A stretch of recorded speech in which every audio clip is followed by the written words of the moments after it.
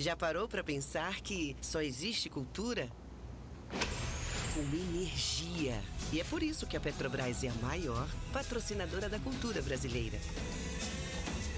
Se depender da gente, essa energia nunca vai faltar. Programa Petrobras Cultural. Mais energia para a cultura. Petrobras, líder na transição energética justa. O Brasil é a nossa energia.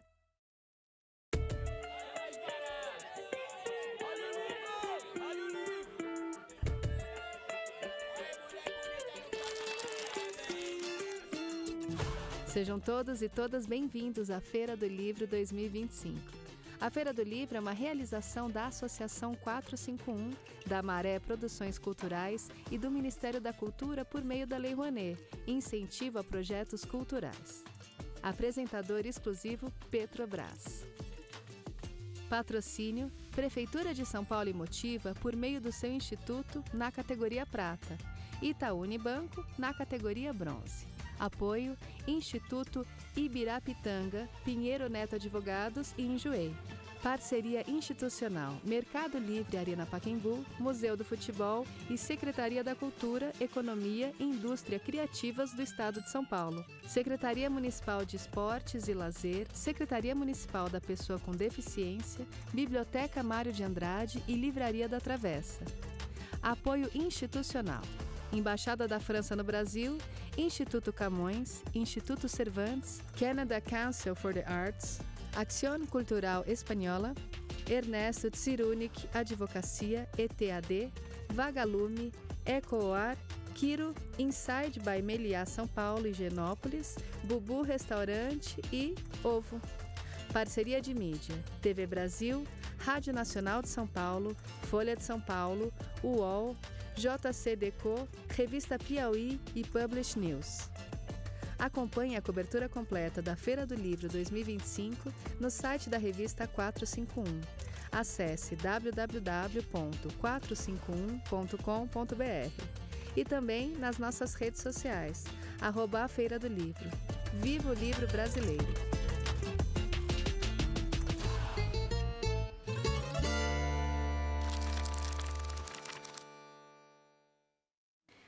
A honra aqui de apresentar nessa mesa. Meu nome é Paula Carvalho. Primeiro, eu fui editora da 451 por bastante tempo.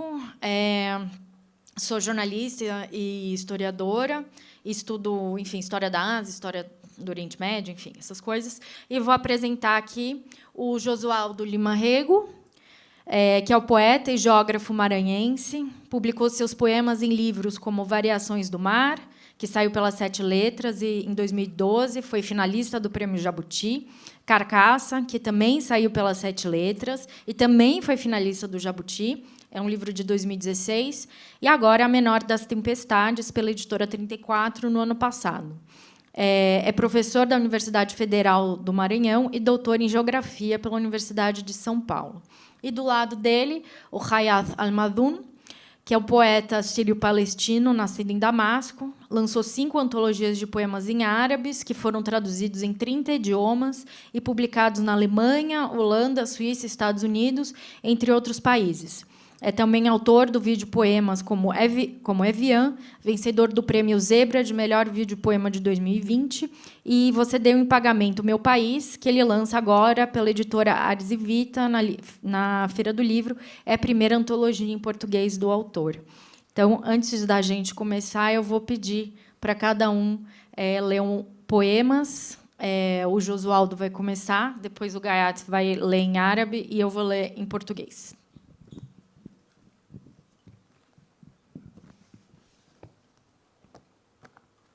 Boa tarde.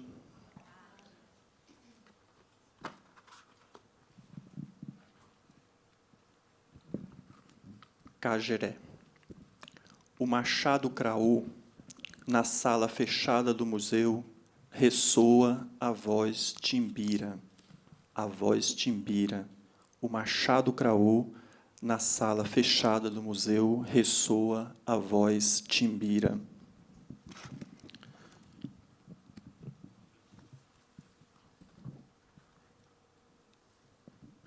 uma certa plasticidade na morte de um indígena, né, que foi baleado na reserva do Alto Turiaçu, no Maranhão. Estava na garupa de uma moto e recebeu um tiro, né, numa emboscada. Eusébio cai da moto, tomba da moto no Alto Turiaçu.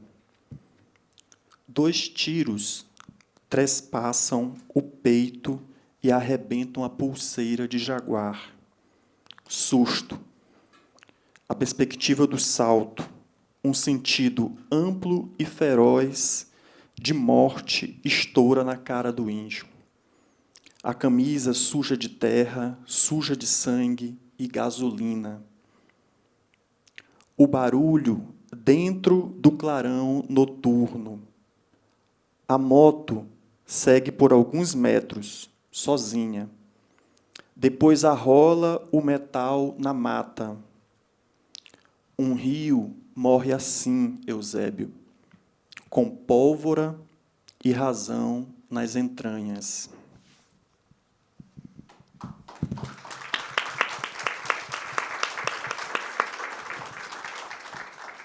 Hayat.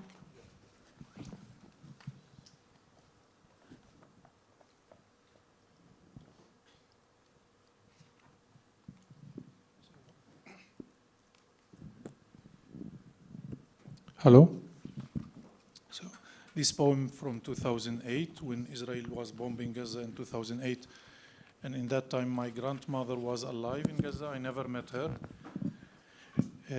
She died in 2012 before I became a Swedish citizen, and I became able to go and see her.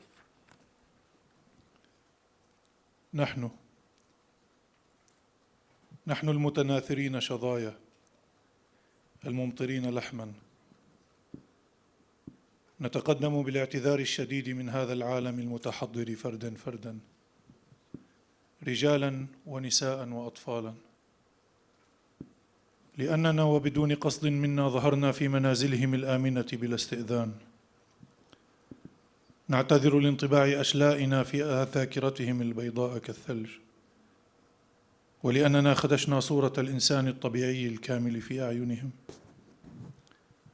لأننا وبكل وقاحة قفزنا فجأة على نشرات الأخبار وصفحات الإنترنت والجرائد، عارين إلا من دمائنا وبقايا أجسادنا المتفحمة. نعتذر من كل العيون التي لم تجرؤ أن تنظر في جراحنا مباشرة لكي لا تصاب بالقشعريرة، ومن كل من لم يستطع إكمال وجبة العشاء بعد أن فاجأته صورنا طازجة على التلفزيون.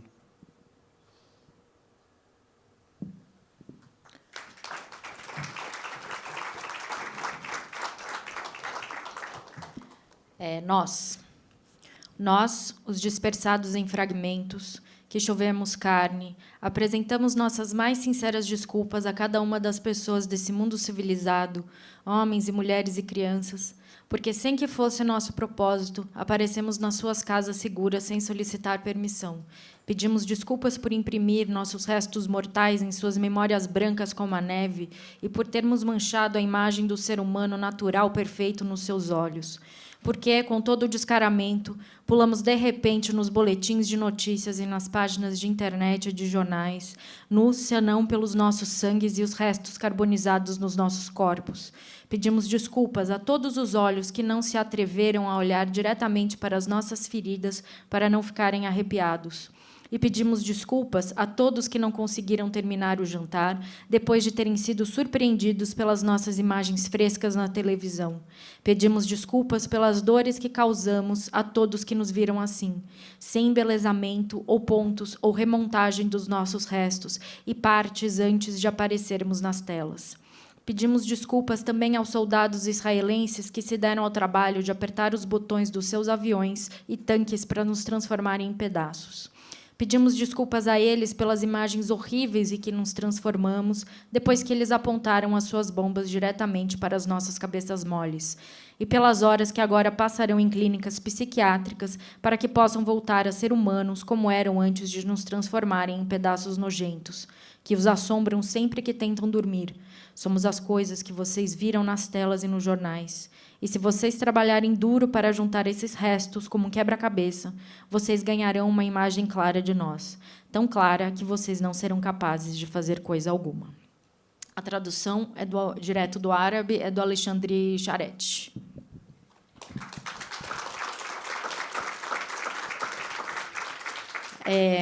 Como vocês viram aqui, são poemas que têm uma forma bem diversa entre si. Os poemas do Josualdo são bem precisos na linguagem, bem econômicos. Os do Hayath são mais... são até... parecem, né, prosa em alguns momentos, assim. Então, queria que vocês falassem um pouco sobre a forma, né, da poesia que vocês fazem, ligada ao conteúdo, obviamente.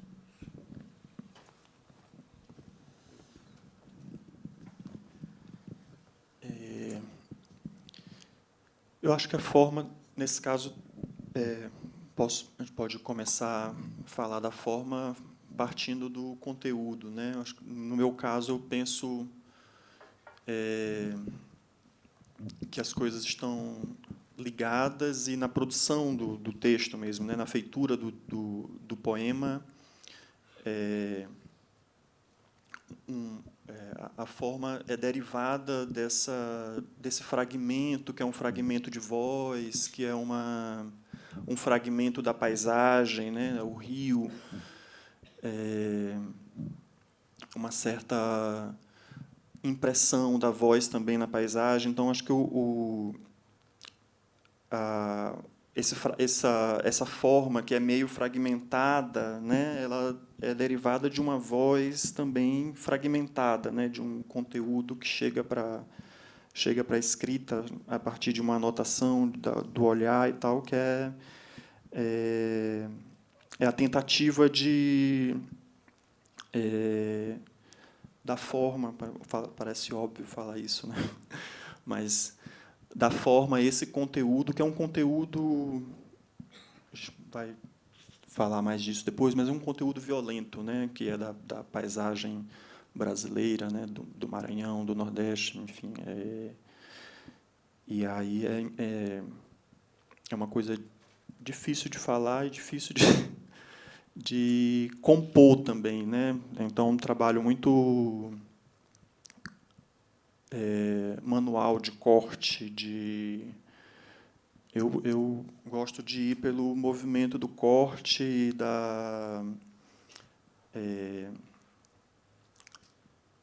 voz, a voz do não dito, né, daquela voz cortada, da voz sufocada, da voz silenciada, né? Me parece que, olhando para os poemas, essa impressão fica, de certa forma, evidente, né?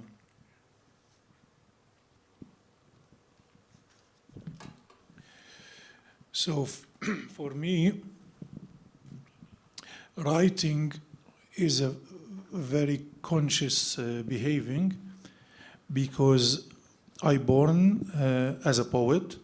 I could say poetry at any time, and you could choose like the rhyme you want, the subject you want, and I can write classic verses of like sonnets until you got tired. Now I can say poetry and came with rhythm and rhyming and like this. So I born as a poet, and I decided to take that all and throw it and do the opposite. I write very millennial poetry, postmodern text, where I work on it and keep working and working to be totally opposite of what I got from nature or God, or I don't know. So I still do the classic things only for joy and because there is a Bedouin live inside me. So I do it for me and my friend, and we make songs from it for fun. mostly erotic things and like this. But when I want to publish poetry, I work in a very totally different way. So I sit every day, I open the computer or the paper, and mostly these days computer, and I began to say anything. Like on the table in front of me, there is 2 cups and 2 bottles, and I began to write until I arrived to the line 5, 6, 7. Then the unconscious mind began to enter, and then the text began to take another shape. And when I finished the text, I deleted the first 10 lines, and I leave it as if you leave a grape to ferment it. And then I come back to it after a week or 2 weeks, and I do 2 things: erase and delete. I began with the delete, and delete, it's mean I take part and put it in another poem, this part in that poem, because our mind always working. This page to that poem.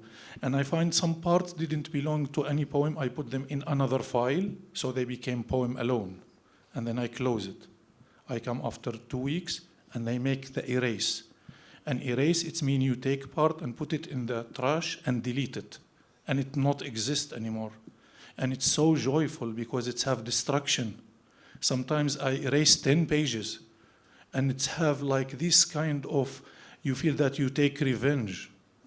When I finish that, I make rewriting, rewriting, rewriting, rewriting, rewriting, rewriting. And the shape of the text began to be totally different than the beginning. When I finish rewriting, I make editing and send it to publisher. So it is totally the opposite of what nature give to me. So when you read my poems in Portuguese, these texts have nothing to do with the first text I wrote. It's really conscious things. I choose them, I want them to be published, and I believe in them. So it's like, I think many people do, everyone in his own way, but I succeed in the last 20 years to work in this way.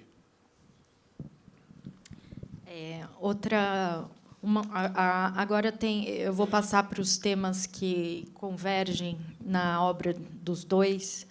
Uma delas é a ideia de exílio, viagem, deslocamento.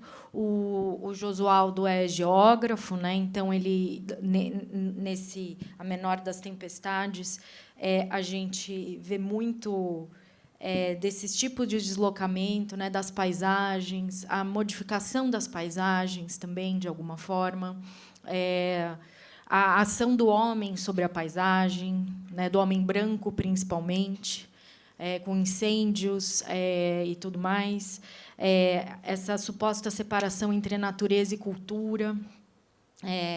E no Gayat tem, pela própria ideia da poesia dele, que ela está sempre viajando, está sempre se modificando em deslocamento, né? Não só por causa da biografia dele. Eu escrevi uma entrevista com ele para a revista 451. A Yara Biderman, que está aqui, que é editora da 451, escreveu também uma entrevista com o Josualdo.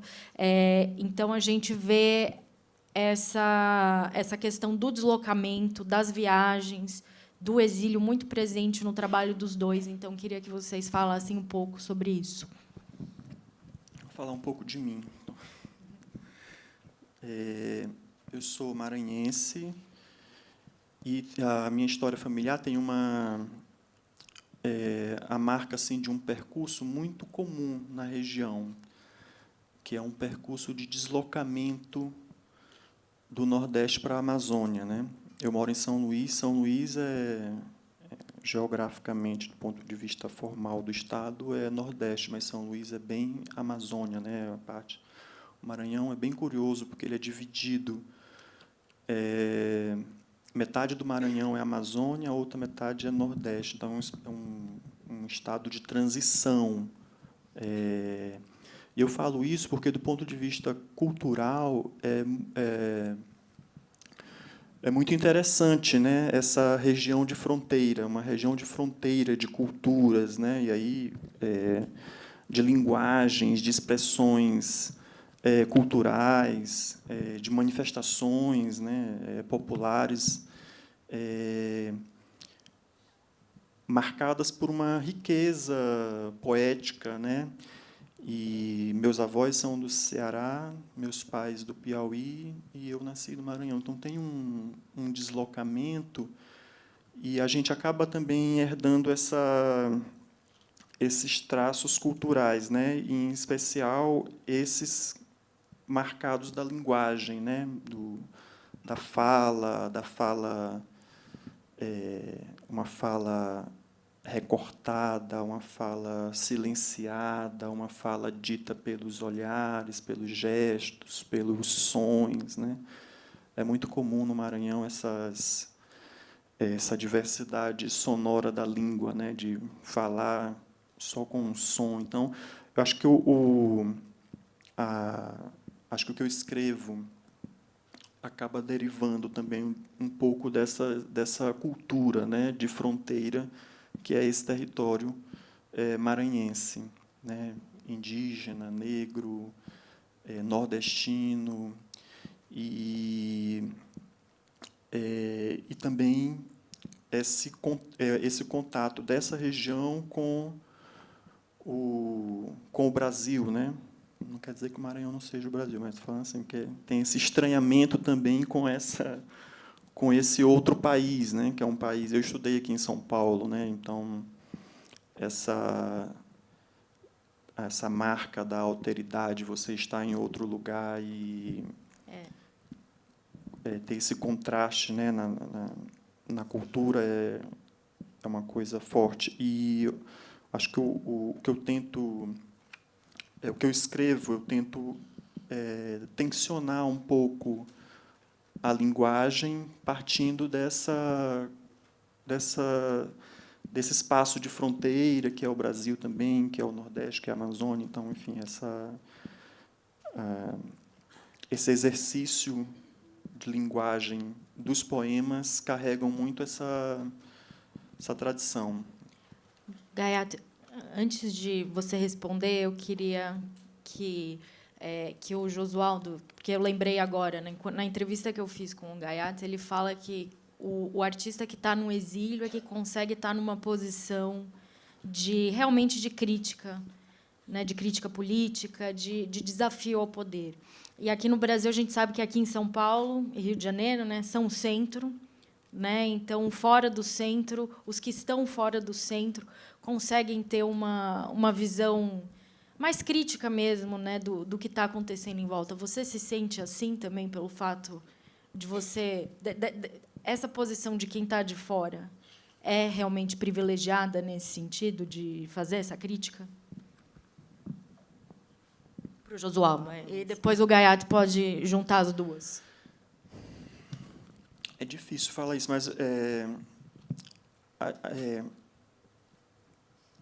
sempre um pouco dialético isso, né? Se está fora, está dentro. Eu acho que é possível perceber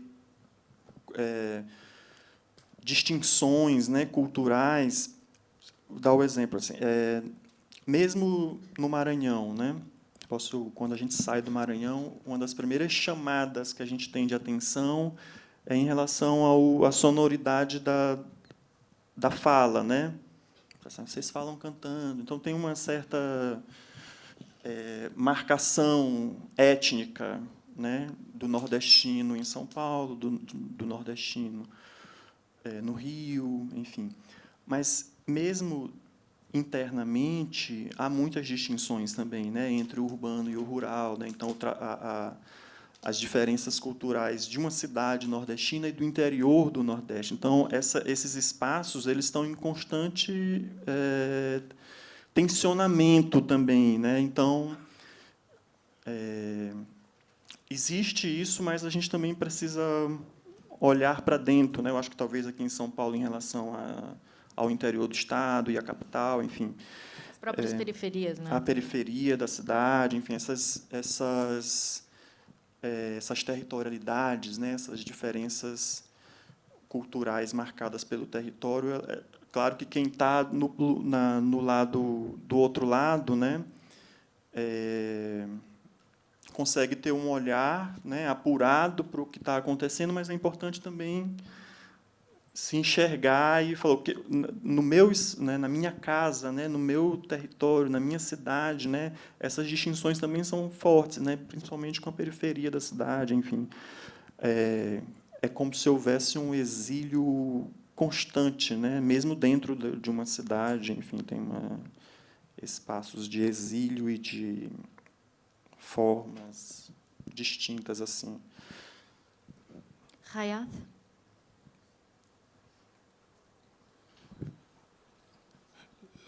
So the exile for me is something have two faces, and one of them I didn't choose and one I did. I born in the exile in a refugee camp because the European were killing the Jewish for long history of anti-Semitic. Suddenly I came to this life in a refugee camp in Syria. And this is what I call the exile that I inherited from my father. So it's not my choice. Me and most of the Palestinians who born in outside Palestine in the exile, they didn't choose that. So this is, you got it for granted as a Palestinian. It's something you got from your father or your mother. Then I have my own exile when I decided to run away from the dictatorship in Syria because I can't handle the silencing, and I'm a writer. And this is my own exile. And these two exiles are mixed in each other. And they make you very confused. Because like a racist man in Germany could say for you, go back to your homeland.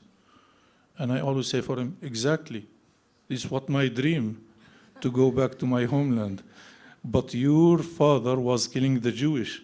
So I lost my homeland because I pay my land for that. They got confused. Anyway, exile itself is one of the most important things for art. I really believe in that. And people during the history, the artists during the history, they enjoy exile.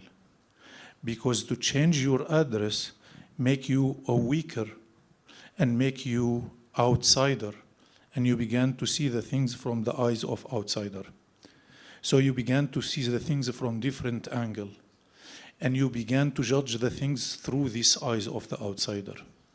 And it was, people enjoy it because the whole history, the modern history, was full of wars and dictatorship. So people were roaming and moving in like this. And suddenly, after the Second War, the Western world find themselves in a peaceful situation, and there is no more exile. So before Hannah Arendt ran away from SS, Brecht ran away from Gestapo, Edward Said ran away from the occupation, everyone was moving. And suddenly it's peaceful time. And then the Western literature began to have a real problem.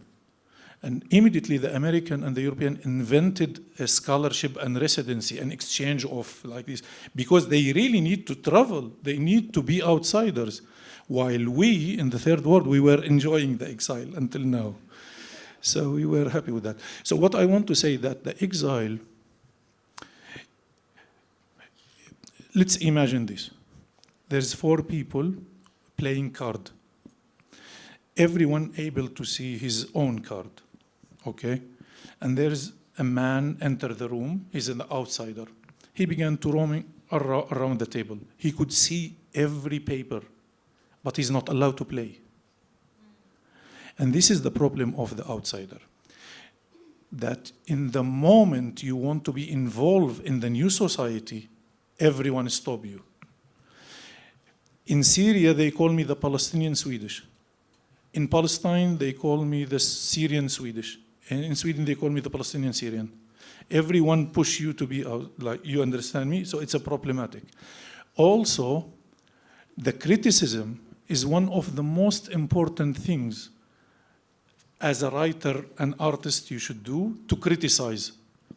But it's very problematic when you are a foreigner, when you are a vagabond, when you are a Bedouin, when you are a traveler, when you are outsider, when you are a stranger, it's very, very problematic to criticize. In the moment you criticize, something shaken in the conservative land around you. And if you think about who's the people who were not allowed to criticize during history, like you find like black people in front of the white man, indigenous in front of the colonizer, people under occupation, Jewish under Nazis, refugees in Europe now, none of them allowed to criticize. So you should do the opposite. You should be in the exile and use the weapon of criticize to the limit. And by this way, you will be able not to be a political, but to create some kind of art that can touch the wound and say truth to power.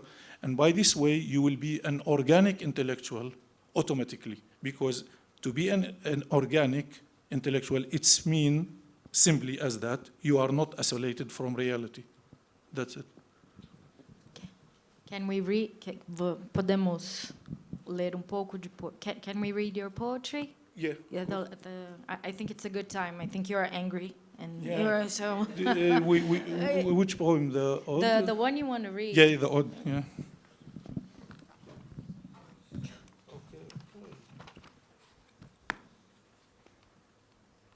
E aí depois o Josualdo pode ler também em seguida.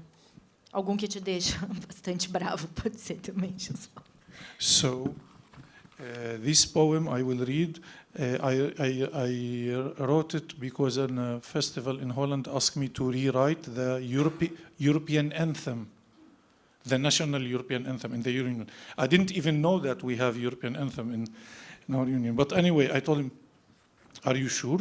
They say, "What do you mean?" I told them, "Are you sure you asked Palestinian to rewrite the European anthem?" And they were naive enough to say yes. What I call white innocence. And then I wrote it, sent it to them, and they can't read Arabic, so they were so happy. They didn't know the truth. Anyway, I will read only 2 lines. I want to give the chance for Paula to read the translation. نشيد الحزن. نحبك يا أوروبا أيتها القارة العجوز. لا أعرف لماذا يسمونك العجوز وأنت شابة بالمقارنة مع مصر وبلاد الرافدين. نحبك يا أوروبا وندفع لك الضرائب كالرجال البيض ونتحمل مزاجك المتقلب الذي يشبه طقسك والنقص الحاد في فيتامين دي بسبب ظلمة شتائك. Ódio à tristeza. Nós te amamos, Europa, seu velho continente. Não sei por que te chamam de velho, quando você é jovem comparado ao Egito e à Mesopotâmia.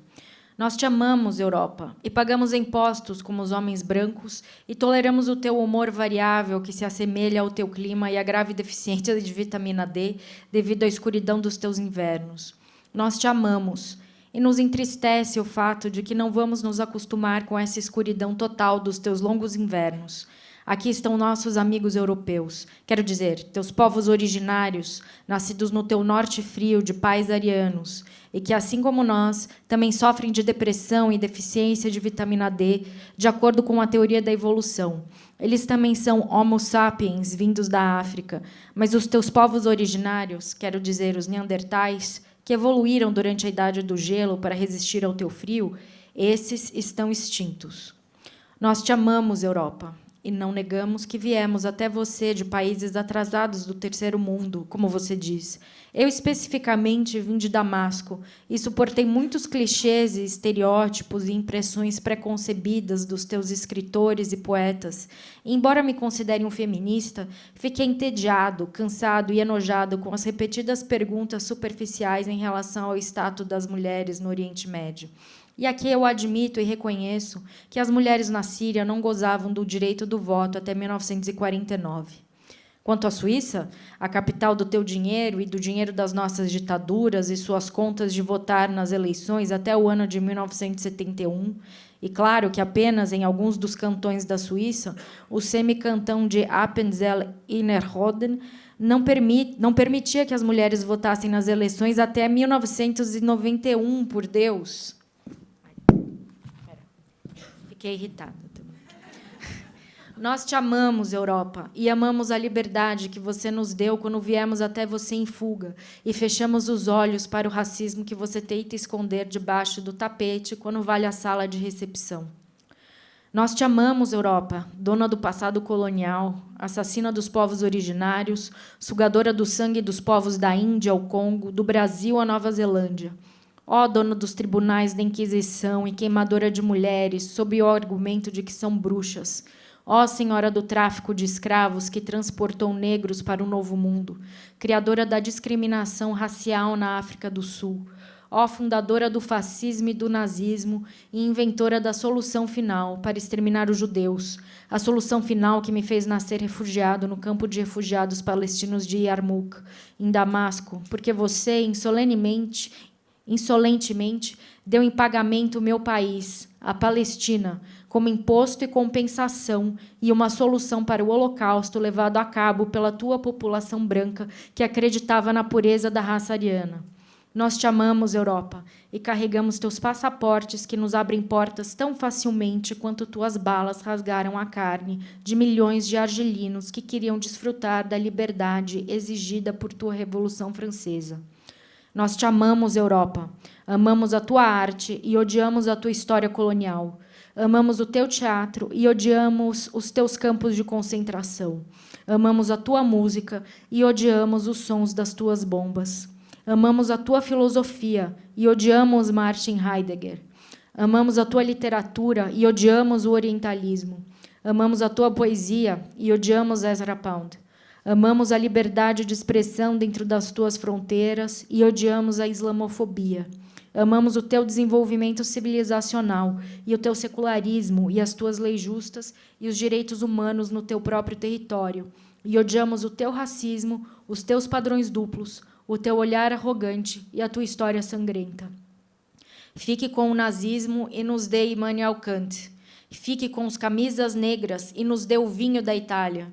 Fique com o genocídio na Argélia e nos dê Baudelaire. Fique com Leopoldo II e nos dê René Magritte. Fique com Adolf Hitler e nos dê Hannah Arendt. Fique com Franco e nos dê Cervantes. Fique com as tuas coisas e nos deixe pegar as nossas.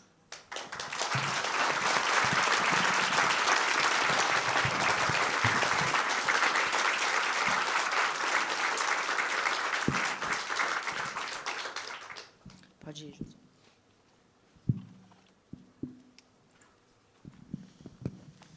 Vou ler alguns poemas, uns 3 poemas em torno dessa relação com a natureza. Eu ouvi uma história de uma camponesa no interior do Maranhão e isso me motivou muito a escrever, né, sobre o imaginário camponês, assim, na relação com a natureza, com os bichos, né, essa dualidade presente no pensamento ocidental, assim. E a história é muito triste, né? Essa região do centro-oeste do Brasil, nordeste, a Amazônia, ela sofre muito com o agronegócio, né? Com a destruição da natureza. E tem um procedimento assim de devastação da natureza que é, enfim, por si só, de uma violência extrema, mas carrega uma perversidade, assim, uma coisa chamada correntão, né? Que é uma coisa bem brutal, assim, uma corrente gigante amarrada a 2 tratores e eles passam dias derrubando a floresta, né? Esse é um procedimento muito comum nas fazendas de agronegócio, do agronegócio. E um povoado perto do rio Parnaíba, né, na fronteira do Maranhão com o Piauí, um povoado se rebelou contra os tratores, contra a polícia militar, que estava lá protegendo os fazendeiros, né, na derrubada da floresta, porque eles presenciaram o que aconteceu com o povoado vizinho, né? E a história foi que eles passaram dias derrubando a floresta e os pássaros ficaram sem abrigo. E esse relato era muito forte. Foi assim, naquele povoado, as pessoas passaram dias chorando por causa do som dos pássaros desesperados sem árvores. Né? Então, essa dimensão da violência com as pessoas e com os animais, né?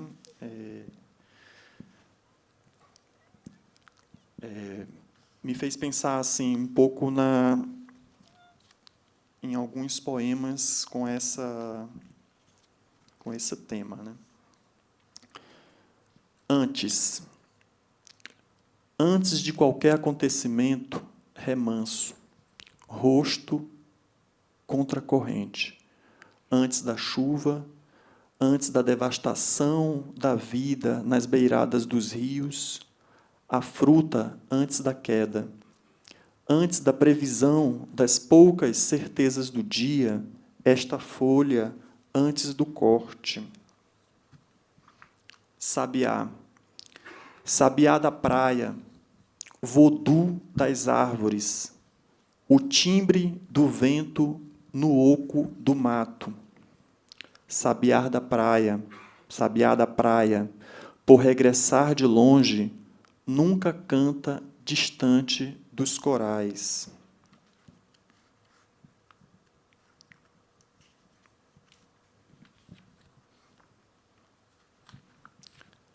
Dos utensílios que voam, água é a língua mais alegre.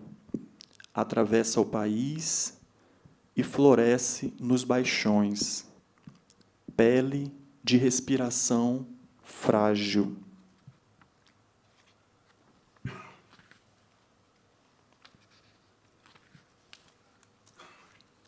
Proximidade. A voz do animal incapaz de atravessar o fogo. O que adere, o que é próximo, o que reage. A pele esturricada, tão viva quanto a vitória régia.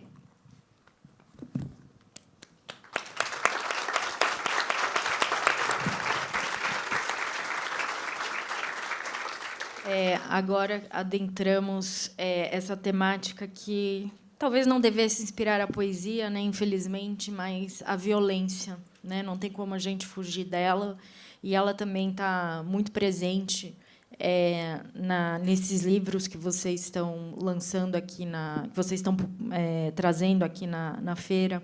Então, eu queria que vocês falassem um pouco sobre como a violência entra nesse papel, talvez de musa inspiradora às avessas, assim, que talvez a gente não quisesse, mas que acaba vindo aí, né?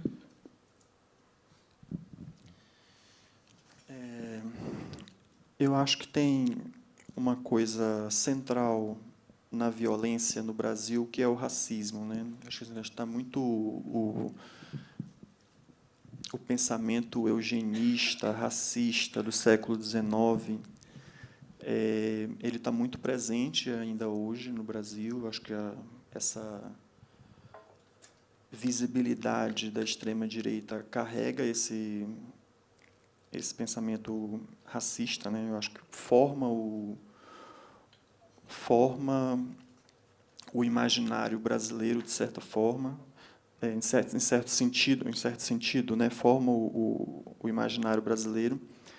E, em particular, o Nordeste é muito marcado por esse imaginário, né, violento, racista,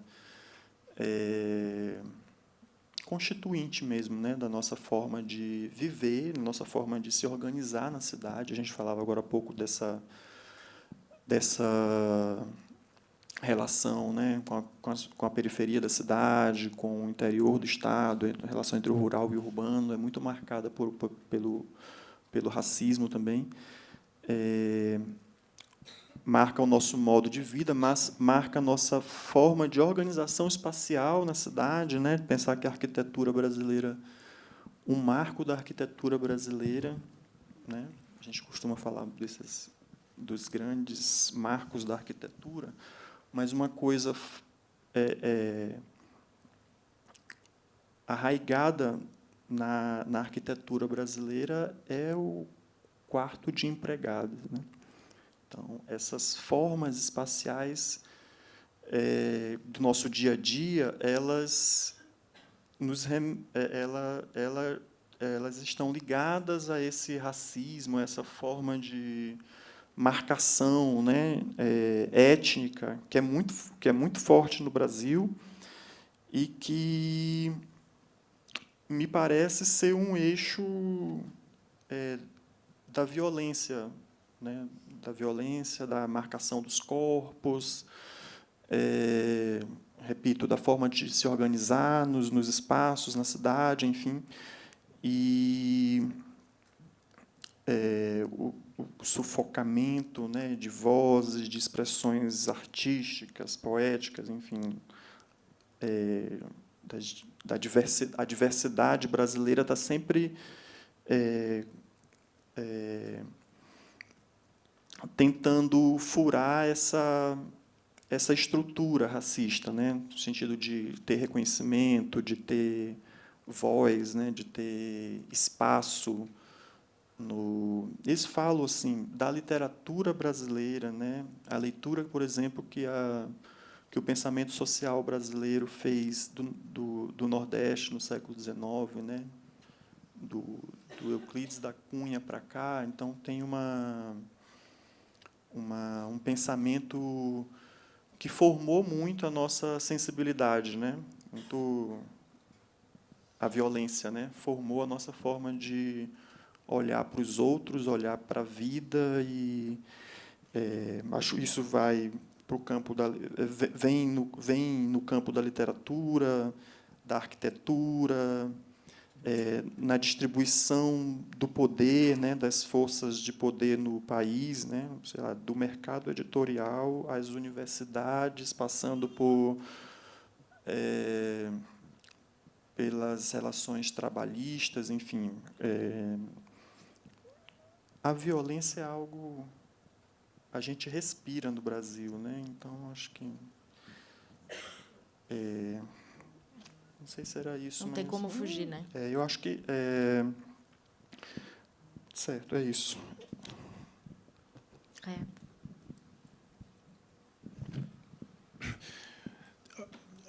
I think that in general art is it's separate us from animals, because we are able to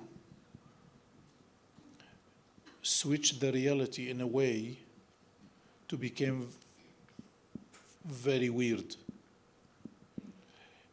And I always say that the Neanderthal extent, and when you check the caves of the Neanderthal, you don't find art. And you check the caves of the Homo sapien, you find art, even simple one. And because that, they extend and we remain. And some scientists say we kill them, but also we will able to kill them because we were more clever. And we were more clever because we do art. But in all this evolution time, violence was one of the motivation that lead us to be here. There is no evolution without this violent by making us selective. So violence became part of us. And the biggest shape of violence is the war. And the war, in the shape we have it, is a very human thing. Because war have the stealing, have the raping, you could use the rape as a weapons, have the killing, the torturing, all of them concentrated in one thing. When two humans, group of humans, try to invent every power and technology and knowledge they have to demolish the other part. Inside this chaos we call the blue planet, our Earth, the war became something like we got it as if it's something part of us. We don't judge it a lot. Yes, people say stop the war, but it's part of us. And literature and art reflect our memories and experience. So definitely will experience and reflect the violence. So it make people like me consider to be a political poet, but I am not a political poet. This is my life. I reflect my life. My life is fucked up. There is something wrong in my life. So every time you told me, oh, you are a political poet, I say, no, this is my life. If I have normal life like you, I will reflect that.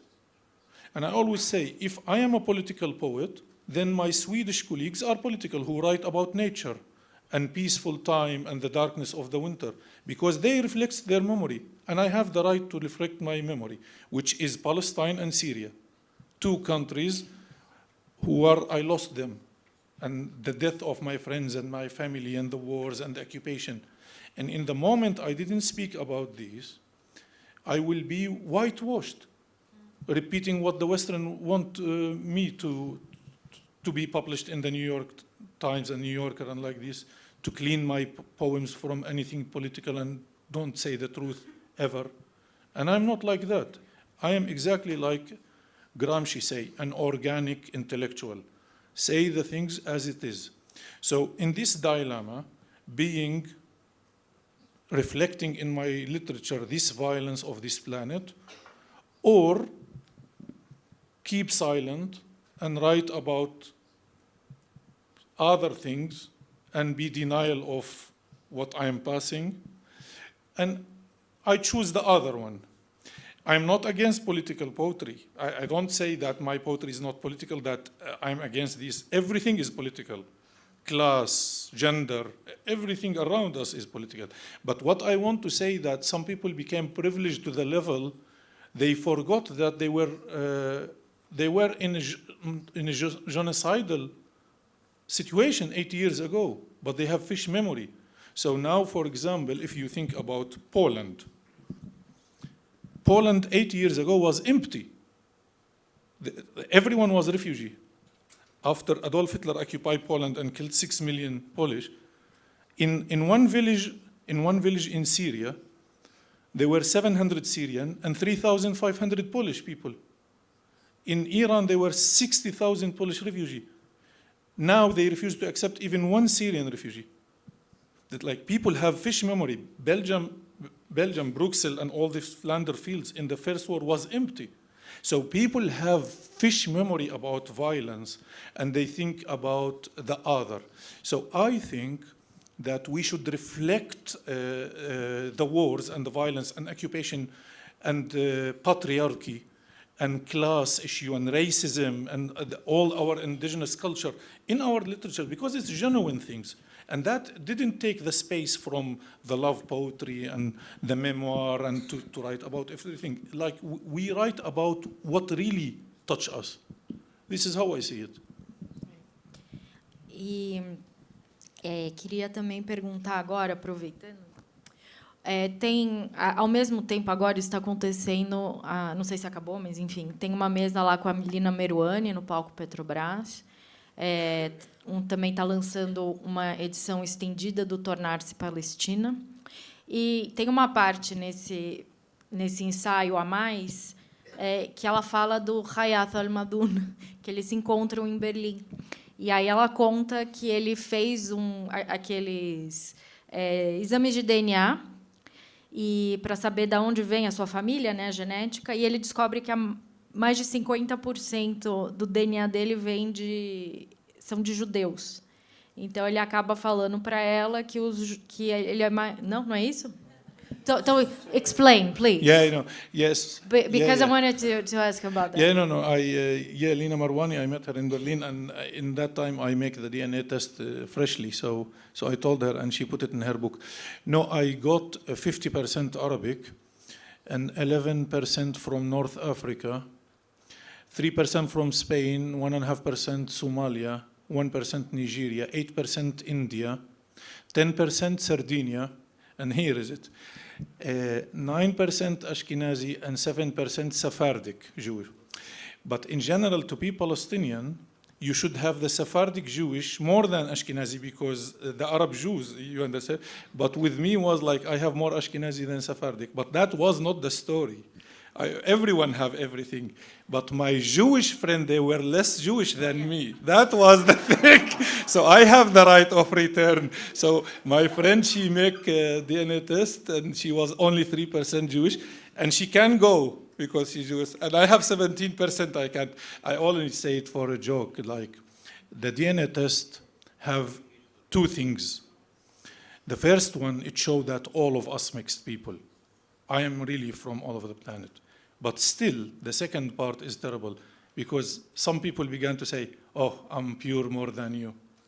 So the racist people will remain racist. Doesn't matter what you do to them. Bom, mas a pergunta tem a ver com essa questão da identidade, né? Que eu acho que é uma das grandes questões atuais, né? Enfim, no mundo todo. Porque também os poemas do Hayat traz muito isso, né? Essa experiência do exílio também traz muito isso, né? No livro da Lina Meruane também traz muito essa questão, e o livro do Josualdo também traz isso, né? O Edmilson de Almeida Pereira, né? Esse grande poeta que escreveu e autor, enfim, escreveu a Orelha, o texto de Orelha da edição, ele fala dessa possibilidade que a poesia traz, que o Josualdo vive esses outros eus de várias formas, né? Então, também eu queria que vocês falassem, né, sobre como a identidade atravessa a poesia de vocês e até a própria experiência, né? Porque em cada lugar a gente é diferente, né? O Josualdo, né, no Maranhão, vem para São Paulo, é nordestino, é nortista. Enfim, então o Gayat fala isso o tempo inteiro, né? Em um lugar ele é sírio-palestino, no outro ele é sueco-palestino. Então, enfim, e o DNA, enfim, traz outras questões ali genéticas, enfim. E então queria que vocês falassem um pouco sobre a identidade e na poesia de vocês. Certo. Acho que retomar o que eu havia falado, né, da minha trajetória familiar, digamos assim, né, da história da minha família, que é muito transfronteiriça, assim, né, Nordeste, Amazônia, e também pelo fato de viver num lugar de fronteira, né, de transição entre a Amazônia e o Nordeste,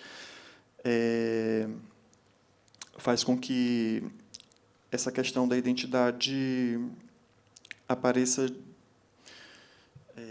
não só no que eu escrevo, mas no meu deslocamento aí pelo mundo, né, pelos lugares, né, para estudar, enfim, para trabalhar. Eu queria ler 2 poemas, aí eu continuo falando sobre identidade, né, porque eu acho que no caso do Brasil, como eu havia dito, né, a identidade também está muito a identidade a gente sempre associa como uma coisa afirmativa, né, no sentido de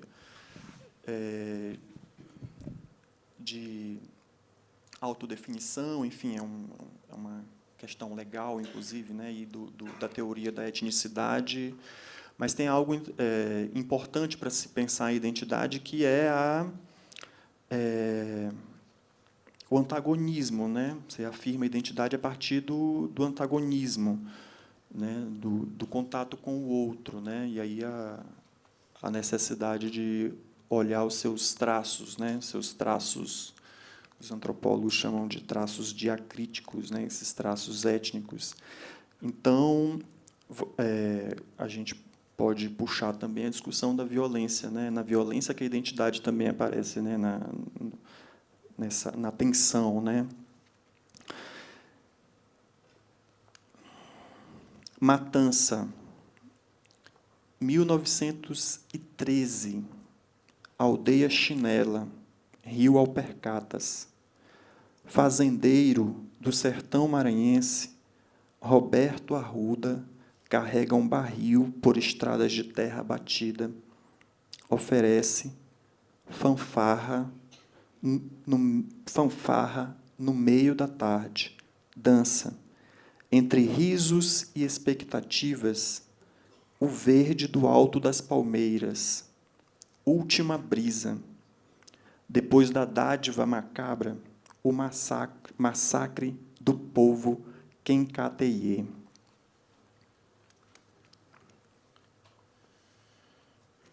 Rocha moída, cianeto, separar o sujeito da substância. Separar o sujeito da substância. Minério, a rocha moída nos dentes da criança Yanomami. Acho que o pensamento social, né, racista, eugenista do século XIX trabalhava com essa ideia de raças inferiores, né? Enfim, o século XX foi palco desse pensamento também, né? Eu acho que o extermínio, né, da natureza, o ecocídio, como se diz, o extermínio indígena, né, o genocídio, ele é a materialização, né, desse pensamento, né, de distinção de raças, né? E repito, né, acho que no Brasil a gente respira essa violência todos os dias, né, em relação aos povos indígenas, aos quilombolas, aos camponeses. É isso.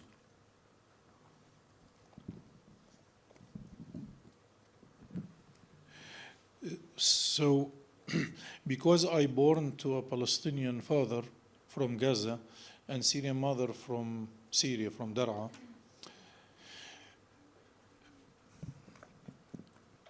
I don't have a memory in Palestine. And this is one of the most problematic thing for us as a Palestinian who born in the diaspora, that our memories is related to the places we born in, like in refugee camp in Lebanon, or refugee camp in Jordan, or refugee camp in Syria, or a refugee camp somewhere, or in the diaspora. But that doesn't mean that we are less Palestinian. Actually, we are even extremely more Palestinian. Even the Palestinian revolution in the 60s began outside Palestine, began in Lebanon and Syria and Jordan, and then went with Yasser Arafat after Oslo to the inside. The memory is Syrian. The inherited memory is Palestinian. And it's very problematic because it's have a jealousy from like an Israeli who came from Poland with blue eyes and white skin, have nothing to do with this land, nothing in him related to Palestine, but he have memory there because he born there. Like this family live in my grandfather's house in Ashkelon. I think they are from Poland or Ukraine. Anyway, if you think about the story of my father, you could understand little about my identity. So my father is older than Israel. He born in like end of 1947. So he was around 6 months old when Israel occupied Ashkelon. And Ashkelon, for the people who didn't know, was the part of Gaza Strip in that time. But it was the only part of Gaza Strip. Gaza Strip was bigger. The only part of Gaza Strip Israel occupied in 1948. So they throw my family, my grandfather and my grandmother and the children, they went inside Gaza Strip, and they ended in Khan Yunis, which became Khan Yunis refugee camp, and it take time until they got a tent. Now Khan Yunis refugee camp does not exist anymore. And the house where my grandmother lived until 2012 is even gone. Anyway, in that time, most of the men, young men in Palestine, they began to die with heart attack, one by one, one by one. And the English doctors, the remain doctors from the English occupation, they call it the Nakba death. Why Palestinian young people got heart attack and died? My grandfather died, he was 33. I think it is because Palestine was a patriarchy, very masculine, macho society, the responsibility on men. And most of them are middle class and upper middle class, they have big farms, and they're somehow rich. And suddenly they find themselves without country, without even a tent, children crying, and nobody accept anything for them. So people were not able to handle it, and they died. My grandmother, after the death of my grandfather, took care of the children. The tent slowly began to switch to a little blocks with zinc until it became like a small house. When my father became 18, Israel began the war of 1967. They occupied Gaza and West Bank. They occupied Golan Heights from Syria, and they occupied the Sinai from Egypt. They occupied small part from Jordan. And Israel in that time grew up from 20,000 square kilometer to 200,000 square kilometer, 10 times folded. So they arrested my father with 2,500 young people. My father was 18. And they took these 2,500 people through Sinai Desert for 4 days without any food, only little drops of water, until they arrived to the Sinai Canal. They put them in the boats and throw them in Egypt. But my grandmother remained in Gaza, and she never met her son again. So my father go from Egypt to Jordan, from Jordan to Syria, where he meet my mother. And I born. So I don't want to give credit to the occupation, but without the occupation, my father will never go to Syria, and I will not exist. Anyway, fuck the occupation. Yeah, and fuck history, by the way. Yeah. So what I want to say, the identity is something good, but you should not be proud. Like nothing to be proud. Not for any identity. Like identity itself, it's good to communicate, to mix more. Like sometimes people ask like, where are you from? I say Swedish. Sometimes I answer them like for fun. And they told me, are you? I say, do you think I'm not mixed enough to be Swedish? So they got confused. You understand? So I try to make it the opposite. Anyway, identity is something really good for literature, for art, to mix more. But it's a very problematic because identity sometimes could lead to extreme and to nationalism in some part. Some people have the right to have extreme of it because they want to have country, like the Kurdish, like you understand, the Palestinian, it's okay. But in the moment you have a country, you should limit the focus a lot on identity, I think. And I always say, like, I want Palestine to be liberated so I can buy a house in New York and live there. Yeah, because I want to be normal. I want to have what Palestinians want is to have the equal right to choose.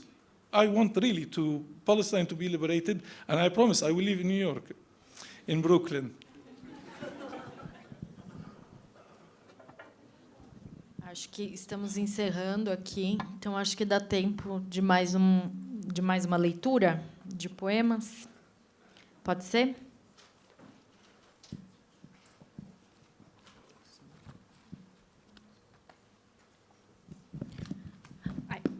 How do I became?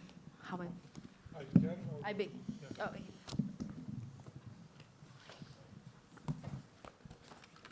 O livro tem uma fotografia da Cláudia Andujá.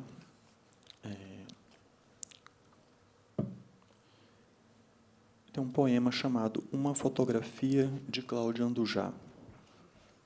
Rosto e lâmina, olhos imensos, fotograma de fogo e equilíbrio, breve voo sobre a grande rodovia do norte. Desaparecer é o começo, o ritual, a técnica.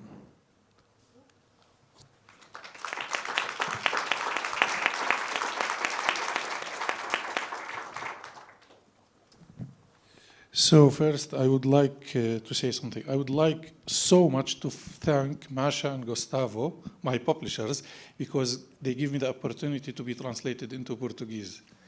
And I'm so happy that this happened, and not in Portugal, with respect to Portugal. Like, with all respect to Portugal, I'm so happy that my translation came in this great country. And the other things that this book is actually 3 books. So it's have all my last book and all my 4th book except 1 poem and half of this. So it's like you couldn't be more lucky than this. This is what I want to say. Okay. كيف أصبحت؟ سقط حزنها من الشرفة وانكسر. أصبحت تحتاج إلى حزن جديد. حين رافقتها إلى السوق كانت أسعار الأحزان خيالية فنصحتها أن تشتري حزنا مستعملا. وجدنا حزنا في حالة جيدة غير أنه واسع قليلا.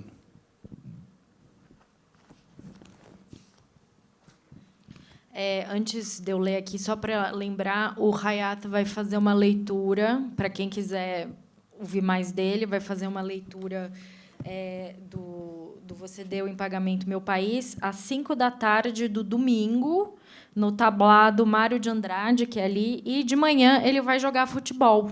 Também, quem quiser, vai ter o futebol dos escritores aqui, e ele vai ser um dos convidados, e vai jogar futebol. Mas, na verdade, ele falou que vai ficar no gol, porque ele é preguiçoso. No translation. I was telling about the reading that you're going to do on Sunday and the football game. Yeah, I will be goalkeeper because I'm lazy. Yeah, I told them that. Yeah. I can't defend Palestine and I will not be able to defend the goal.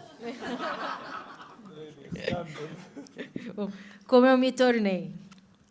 A tristeza dela caiu da sacada e se quebrou. Por isso, ela precisava de uma tristeza nova quando eu acompanhei ao mercado. Os preços das tristezas estavam absurdos.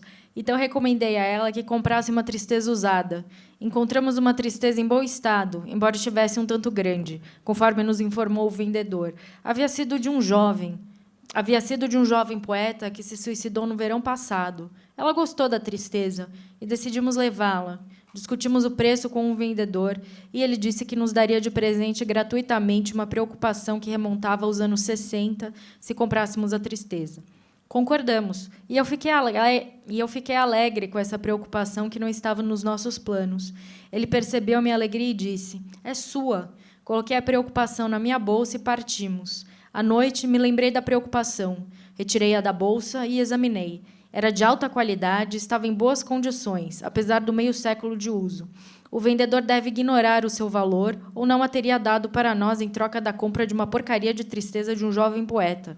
O que mais me agradou é que ela era uma preocupação existencial, um trabalho de fino artesanato com detalhes extremamente delicados e belos, que só pode ser de um intelectual enciclopédico ou de um ex-detento. Quando comecei a usá-la, a insônia passou a ser companheira dos meus dias, e eu me tornei um dos defensores das negociações de paz. Parei de visitar os parentes, os livros de memória da minha biblioteca aumentaram e não voltei a expressar uma opinião, senão raramente. O ser humano se tornou para mim mais precioso que a nação, e comecei a sentir um tédio geral, mas o que mais me chamou a atenção foi que me tornei um poeta. Já parou para pensar que só existe cultura com energia? E é por isso que a Petrobras é a maior patrocinadora da cultura brasileira. Se depender da gente, essa energia nunca vai faltar. Programa Petrobras Cultural. Mais energia para a cultura.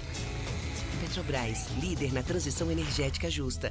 O Brasil é a nossa energia. São Paulo é arte, cultura e criatividade, com mais de 200 espaços culturais da Prefeitura de São Paulo em todas as regiões da cidade. E grandes eventos, como a Virada Cultural, que em 2025 reuniu cerca de 5 milhões de pessoas. Neste ano, a Secretaria de Cultura e Economia Criativa já promoveu mais de 5.000 atrações gratuitas e 319 milhões de reais foram anunciados em editais de fomento. Isso é São Paulo, cidade de todas as artes. O brasileiro não sabe ser pequeno. É da nossa natureza mover a vida como gigantes. Por isso, a CCR, maior empresa de infraestrutura e mobilidade do Brasil, está movendo a sua marca para um novo momento. A CCR agora é Motiva. Mais do que estradas, trilhos e aeroportos movendo o Brasil. Uma marca que já nasce gigante, como você. Motiva. Você nos move.